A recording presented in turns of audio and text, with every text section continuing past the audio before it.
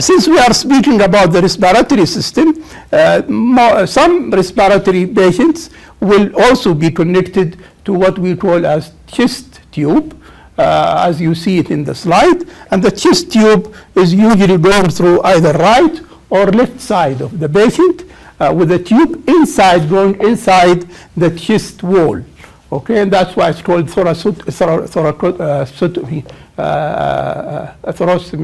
tube, or chest tube. Simple like way of saying it is the chest tube. If you see that, again, you have to comment on that. You can say my patient is connected to chest tube.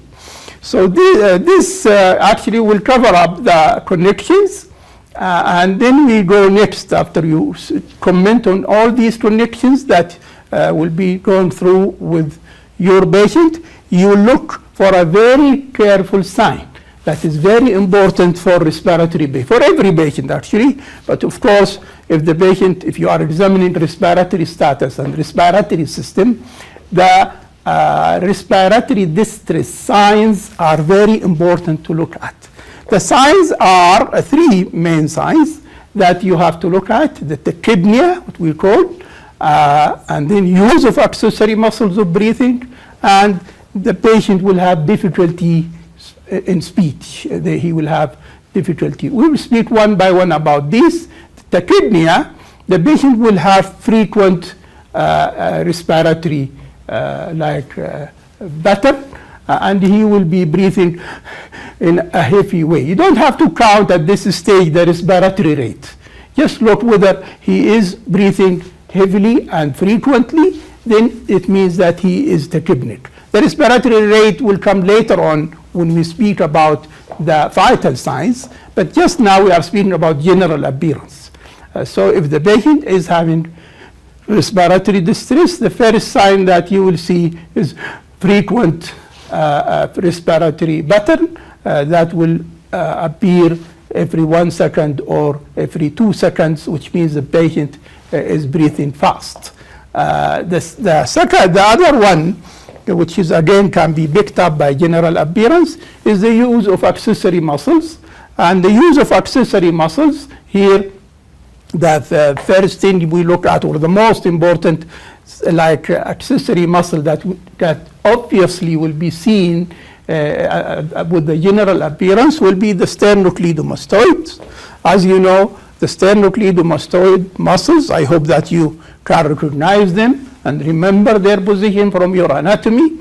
You can start seeing the sternocleidomastoids contracting with each breath. And that can be seen in patients who are actually having respiratory distress. You will start to see that, and you can see that the sternocleidomastoid will contract with each breath. If you see that, this is a sign, an important sign of use of accessory muscles of breathing. There are other accessory muscles of breathing that cannot be seen early with the general appearance. The most important muscles that you will be looking at this stage as a sign of use of accessory muscles of breathing will be the sternocleidomastoids, because these are obvious muscles that can be seen at the neck muscles without a lot of exposure. So if you see that, this patient has another sign of respiratory distress. The difficult interrupted speech that will happen due to the respiratory distress will be shown up that the patient cannot breathe fluently.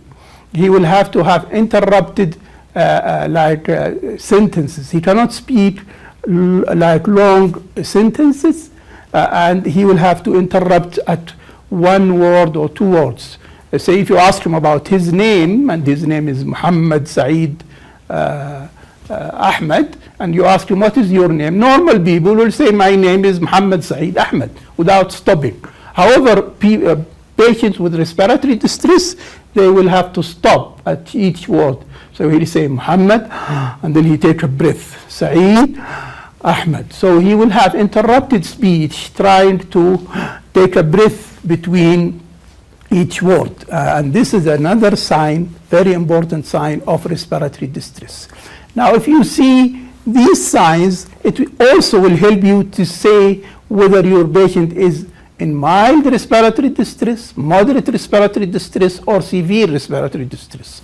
Because if it is mild respiratory distress, he will show only one sign, which is tachypnea. If it is moderate, he will show tachypnea and use of accessory muscles. However, if he shows all the signs, he or she shows all the signs of tachypnea, the use of accessory muscles, and also he is having difficulty speech, then this indicates the degree of respiratory distress is more severe. And it is important really to know whether it's a mild respiratory distress, moderate respiratory distress, or severe respiratory distress, depending on how many signs that you have discovered in your patients. So this actually introduction to the patient by just looking at your patient from a distance, general appearance, and you will look at, I will repeat again, you look at your patient is sick or ill, his body built, and signs of respiratory distress. These are the most important basic like signs that will be seen by general appearance, and you should look at them and comment on them as basics of general appearance. There are other signs you can have in the general appearance. However, at your level as a medical student, these are the most important that you should stress on.